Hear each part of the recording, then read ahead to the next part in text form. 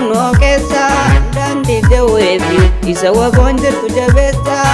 eekundi qaala nutti raree sirna kaleessa beekota guure artistii fite nu keessa tooyaa jawweeko nusi malee dhabne furmaata barri badeera akka malee nutti ulfaata orumsa dhiira obsa homaa miti ni baata orumsi dhiira obsa homaa miti ni baata.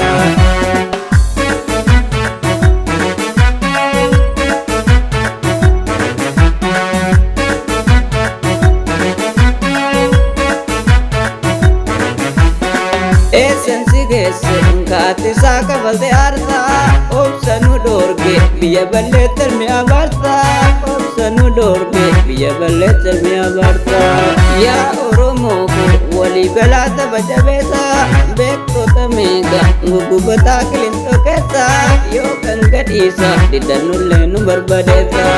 yoo kan gadhiisa didannullee nu barbadeessa eegotummaa kee isa addunyaa waan nu barsiifte anna oromoodhaan oromummaa koo nu barsiifte sabni si jaalla diinonni yoon gadi ciifte sabni gayyaa'e isa ardii bararge keessa hayyoota baasa didannullee nu barbadeessa iman jiraanne jiruu hayyuun qabne of keessa iman jiraanne jiruu hayyuun qabne of keessa.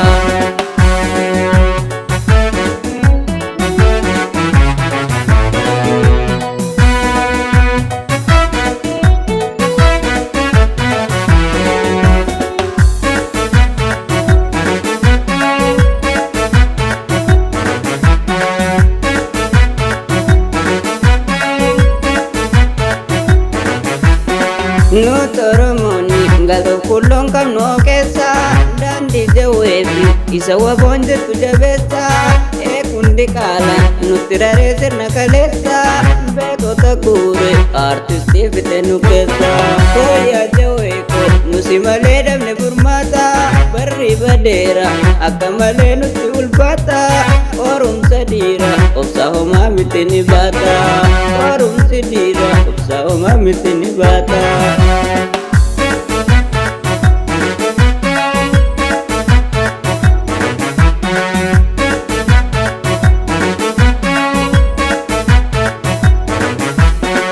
Imbilisomne iroo jabeeffadhu malaanii goobana daate waan qabuula ligaraanii seera jawweetu fayyadamii baasi malaanii kunnaaf xanyaadha gocha Oromoo eessan fakkeesse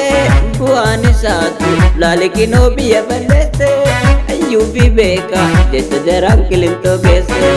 ayyuu fi beeka jecha jaraan kilintoo geesse yaa gootummaa kee isa sodaata makkoleencha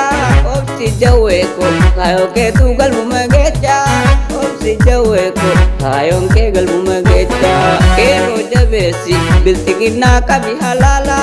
nyaatee nun quufu nu daragee ilmi diqaala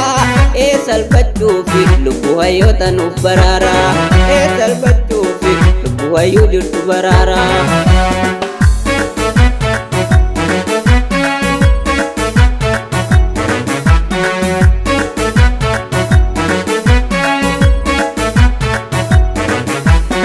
Beekumsi keeti kafaranjii waan nu barsiise rabbi wajjin bilisummaa kan nu garsiise yoomuu siyaanna ka Oromoo jiruu gadhiise mee yaa jawweeko leenca artii guddisa dhiira yaa gootummaa kee kan gurgurree saba kee dhiira itti jabaadhu qeerroof qarreensi wajjiriira itti jabaadhu qeerroof qarreensi wajjiriira. Oromummaa sinaasanyaa sirni si baasa akkuma hiite dafii gayyaa toora siyaasa akkuma keetu sabni Oromoo sirraa ol kaasa akkuma keetu sabni Oromoo sirraa ol kaasa.